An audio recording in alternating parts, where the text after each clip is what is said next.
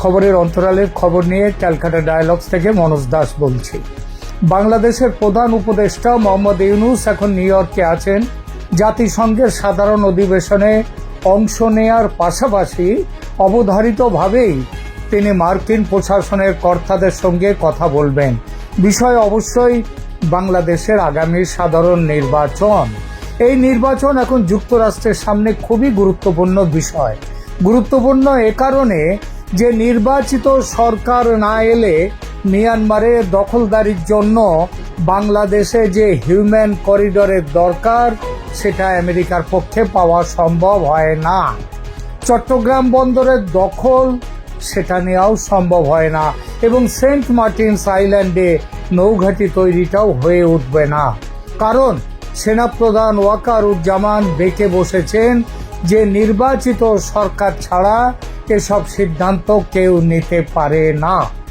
সেনাপ্রধানের এই সাবধান বাণীর আগে পর্যন্ত আমেরিকার ধারণা ছিল ইউনূস এবং খলিলুর রহমানকে দিয়ে কাজগুলো তুলে নেওয়া যাবে।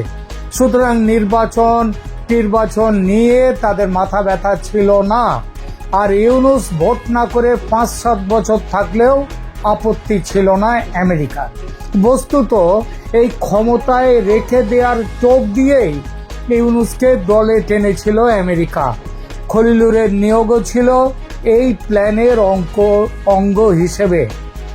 কিন্তু হিসেব নিকেশটা পাল্টে দিলেন সেনাপ্রধান ওয়াকারুজ্জামান। তিনি বেঁকে বসলেন এবং খেপে গিয়ে আমেরিকা তাকে সরিয়ে দেওয়ার চেষ্টা করলো। ওই যে সেনাপ্রধান আফ্রিকা সফর সেরে ফিরলেই তাকে বন্দি করা হবে এবং ফয়জুর রহমানকে নতুন সেনাপ্রধান করা হবে, এমন একটা প্ল্যান পাকিস্তানের ISI এর সঙ্গে বসে ঠিক করেছিল CIA, কিন্তু ভারতের সামরিক গোয়েন্দারা ভেস্তে দেয় সেই প্ল্যান। অতঃপর প্ল্যান পাল্টাতে হয়, আপনারা মনে আছে আপনাদের, যার জন্যে ওই শাহজালাল বিমানবন্দরে না নেমে ঢাকার অন্য একটা বিমান বাহিনীর জন্য যে বিমানবন্দরটি ব্যবহার করা হয় তেজগাঁও বিমানবন্দরে এসে নেমেছিলেন ওয়াকারুজ্জামান। ফলে প্ল্যান পাল্টাতে হয় তারপর আমেরিকাকে। তারা ইউনূসকে বলে দেয় তুমি নির্বাচনে রাজি হয়ে যাও। ইউনূস তার আগে নির্বাচনে রাজি ছিল না, তার কথা ছিল আগে সংস্কার হবে তারপরে নির্বাচন। কিন্তু আমেরিকার আবার এই প্ল্যানটা দেখে ইউনূস সেই মতো শেষ সিদ্ধান্ত অনুযায়ী বললেন যে নির্বাচন করতে চান আগামী ফেব্রুয়ারির 2য় সপ্তাহ নাগাদ, 10-12 তারিখ নাগাদ, যদিও এখনো নির্বাচন কমিশন ঘোষণা করেনি দিনক্ষণ। আমেরিকার পরিবর্তিত যে নতুন ছক সেটা হলো এই নির্বাচনে আওয়ামী লীগকে অংশ নিতে দেয়া হবে না। তারপর বিনা আওয়ামী লীগ নির্বাচনে দ্বিতীয় বৃহত্তম দল হিসেবে যে বিএনপি আছে তার বিজয় তাহলে অনিবার্য, এবং বিএনপি ক্ষমতায় এলেই আমেরিকার স্বার্থ রক্ষিত হবে। মানে ওই হিউম্যান করিডোর, চট্টগ্রাম বন্দর, সেন্ট মার্টিনস সব চলে আসবে আমেরিকার মুঠোয়। ইউনূস লন্ডনে গিয়ে তারেক রহমানের সঙ্গে কথা বলে এলেন, সব সেট করে এলেন। তারপর আবার আমেরিকার যে ঢাকার রাষ্ট্রদূতের কাজ যিনি করছিলেন, চার্জ দ্য অ্যাফেয়ার্স, সেই ট্রেসি জ্যাকবসন তিনি লন্ডনে গিয়ে তারেকের সঙ্গে বৈঠক করে সিলমোহর দিয়ে এলেন ডিলে।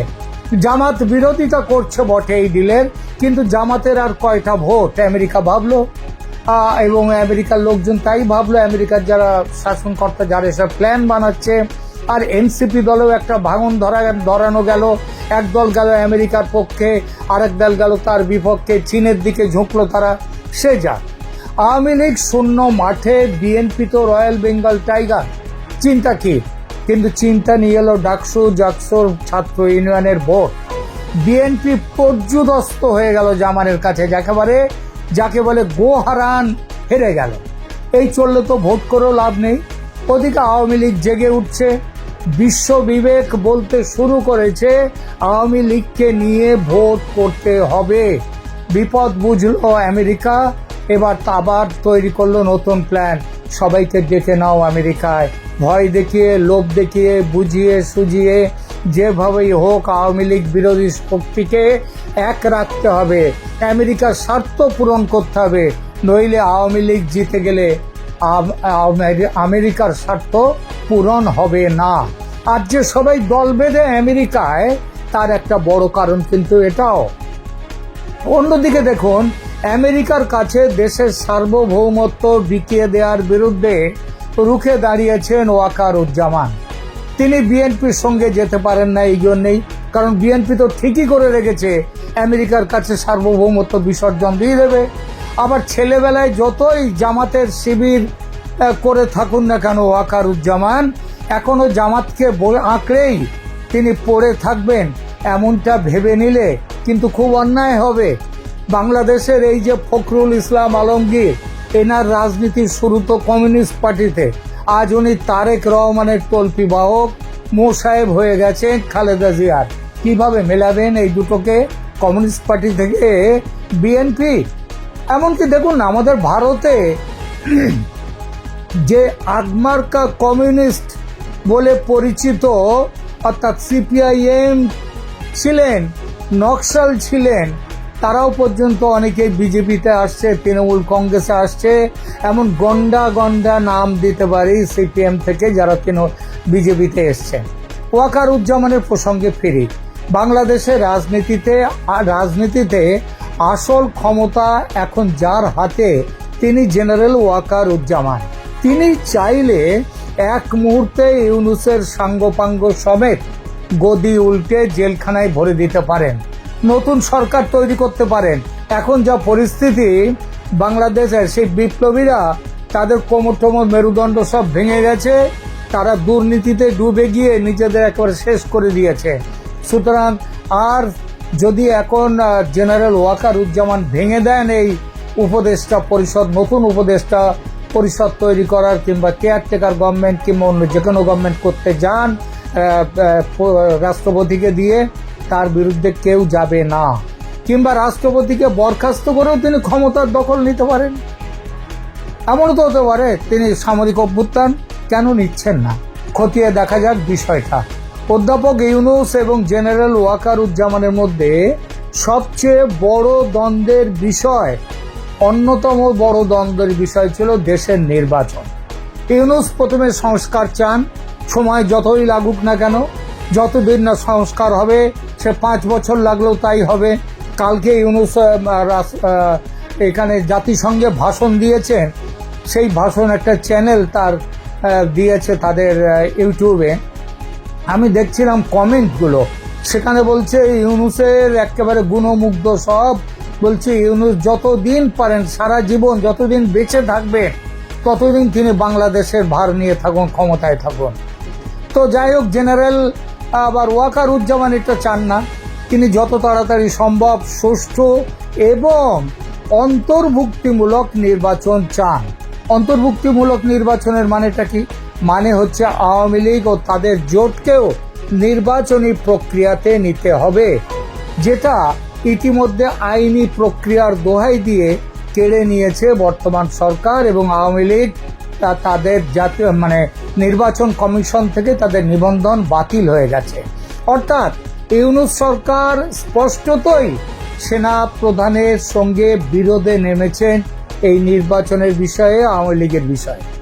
যদি আওয়ামী লীগের ওপর থেকে নিষেধাজ্ঞা তুলে নেওয়া না হয় এবং এই অবস্থাতেই যদি নির্বাচন ডেকে দেওয়া হয়, তাহলে ওয়াকার সাহেব কি করতে পারেন?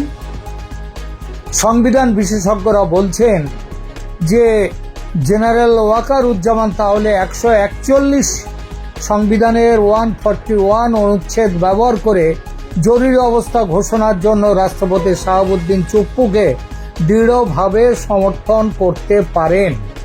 রাষ্ট্রপতি অন্তর্বর্তীকালীন সরকারকে বরখাস্ত করতে পারেন তাহলে, এবং আগাম ও অন্তর্ভুক্তিমূলক নির্বাচন অনুষ্ঠানের জন্য একটি নতুন সরকার গঠন করতে পারেন। এবং সেনাবাহিনী, সন্ত্রাসী এবং অপরাধীদের যে তাদেরকে ছেড়ে দেওয়া হয়েছে, ইনডেমনিটি দেওয়া হয়েছে, তাদের খালাস দেওয়া হয়েছে বিচারের হাত থেকে, সেটা বাতিল করাটা কোনো ব্যাপারই নয়।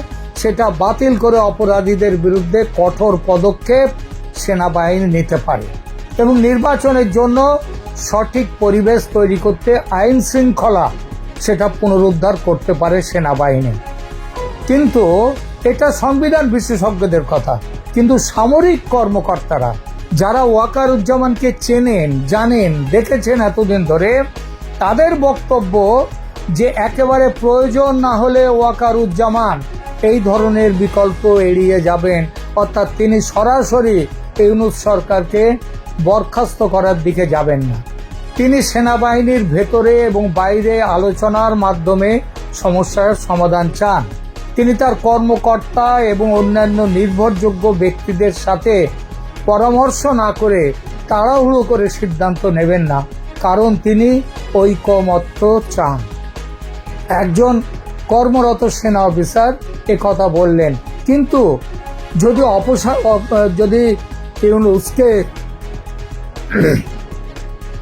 যদি ইউনূসকে অপসারণের হুমকি আসে তাহলে কি হবে? তখন সেই কর্মকর্তা তিনি বললেন তাহলে তো সব কিছু বদলে যাবে।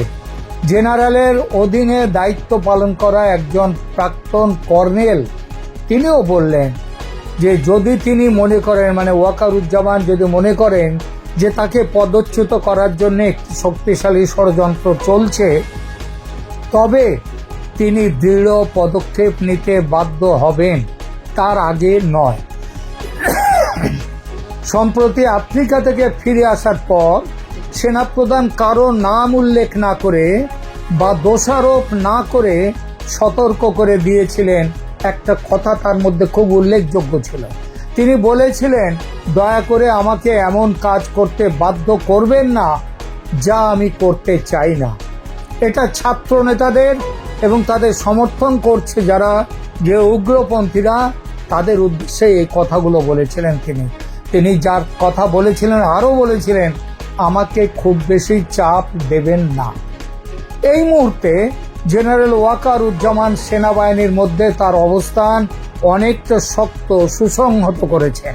তবে তার একটি বড় উদ্বেগ, রাষ্ট্রপতিকে পদচ্যুত করার লক্ষ্যে নতুন কোনো ষড়যন্ত্র হবে কিনা। আন্দোলন হবে না, কিন্তু ষড়যন্ত্র, তার জন্য তিনি যথারথ, কারণ সেটা যদি হয় তাহলে একজন নতুন রাষ্ট্রপতি এই যে আমেরিকার হাতে এবং তাদের আমেরিকার যে শক্তি রয়েছে বিএনপি ইত্যাদি, এদের হাতে, বিএনপি, জামাত, এনসিপি, এদের হাতে খেলতে পারেন এবং তারা ওয়াকারুজ্জামানকে পদচ্যুত করতে চান। যতক্ষণ বর্তমান রাষ্ট্রপতি থাকবেন ততক্ষণ এটি সহজ হবে না এবং এজন্য বঙ্গভবনে কিন্তু যথারীতি খুব কড়া পাহারার ব্যবস্থা করে দিয়েছেন সেনাপ্রধান। স্বাধীনতা দিবসে দেখুন, রাষ্ট্রপতির সাথে সেনাপ্রধানের সম্পর্ক নিয়ে তো অনেক কথাই বলা হয়েছে, কিন্তু তাদের সম্পর্ক কতটা ভালো এবং রাষ্ট্রপতি কতটা সেনাপ্রধানকে বিশ্বাস করেন তার একটা ছোট্ট প্রমাণ দিই। স্বাধীনতা দিবসে ছাত্র নেতাদের লক্ষ্য করে রাষ্ট্রপতি তীব্র আক্রমণ চালিয়েছিলেন। রাষ্ট্রপতি শাহাবুদ্দিন চুপ্পু স্পষ্টভাবে বলেছিলেন সেদিন যে বাংলাদেশ এবং বঙ্গবন্ধু শেখ মুজিবুর রহমান অবিচ্ছেদ্য, যা স্পষ্টতই ছাত্র নেতাদের এবং তাদের সমর্থক ইসলামপন্থী মৌলবাদীদের আনন্দ দেয়নি। এবং এটাও জানবেন যে রাষ্ট্রপতি সেদিন যে তীব্র আক্রমণ করেছিলেন সেনাবাহিনীর সমর্থন ছাড়া সেটা কোনোভাবেই সম্ভব হতো না। আওয়ামী লীগের নির্বাচনে অংশগ্রহণ ও জেনারেল ওয়াকারুজ্জামানের ভূমিকা ইতিমধ্যেই গুরুত্বপূর্ণ হয়ে উঠেছে এবং আগামী দিনে আরও গুরুত্বপূর্ণ হয়ে উঠবে।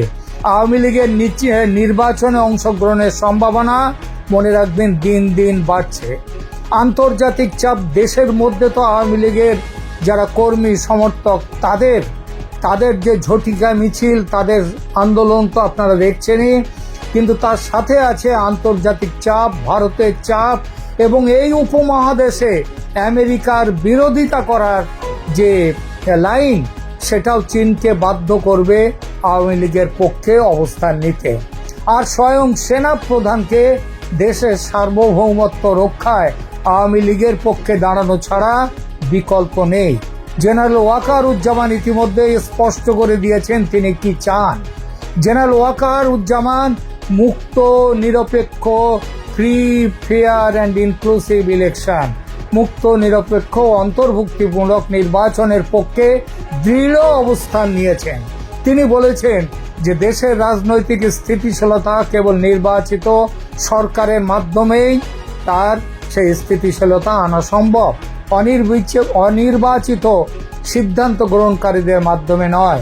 আওয়ামী লীগের প্রতি অবস্থান সেনাপ্রধান আওয়ামী লীগের পক্ষে সহ সব রাজনৈতিক দলের সমান সুযোগের পক্ষে মত দিয়েছেন। তিনি দলীয় অপরাধীদের বিচারের বিরোধী নন, কিন্তু পুরো দলের ওপর সাধারণ নিষেধাজ্ঞার বিরোধী।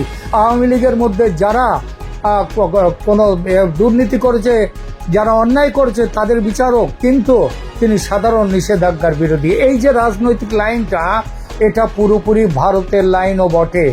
এমন মনে করা অবাস্তব হবে না যে গত বছর 5 আগস্টে যেভাবে ওয়াকারুজ্জামান ও ভারতের সেনাপ্রধান শেখ হাসিনাকে সেফ এক্সিট মেসেজ দিয়ে ভারতে পাঠিয়েছেন, সেটা পাঠিয়েছিলেন শেখ ওয়াকারুজ্জামান। সেই একইভাবে নির্বাচনে আওয়ামী লীগকে অংশগ্রহণের সুযোগ দিয়ে শেখ হাসিনার প্রত্যাবর্তনও তিনিই নিশ্চিত করবেন। এটা ছাড়া ওয়াকারুজ্জামানের কাছে কিন্তু কোনো বিকল্প নেই। আলোচনা শেষ করব আরেকটি কথা বলে। গত কয়েক মাসে অনেকেই প্রশ্ন তুলেছে, ইউনূসের হাত থেকে দেশকে বাঁচাতে কেন সামরিক শাসনের আওতায় দেশকে নিয়ে আসছেন না ওয়াকারুজ্জামান? কেন শুধু ভাষণ দিয়ে চুপ হয়ে যান? এই প্রশ্নের উত্তরে একটি চমৎকার তথ্য দিয়েছেন খ্যাতনামা বাংলাদেশ বিশেষজ্ঞ সাংবাদিক সুবীর ভৌমিক। ইন্ডিয়া টুডেতে প্রকাশিত একটি লেখায় তিনি ওয়াকারুজ্জামানের এক ঘনিষ্ঠ সেনাকর্তার বয়ানে জানিয়েছেন, ওয়াকারুজ্জামানের মতে সেনা শাসনের অভিজ্ঞতা আদৌ ভালো নয়। তার দৃঢ় বিশ্বাস সেনাবাহিনীর রাজনৈতিক উচ্চাশা থাকাটা ভালো নয়, থাকা উচিত নয়। এই ব্যাপারে ভারতের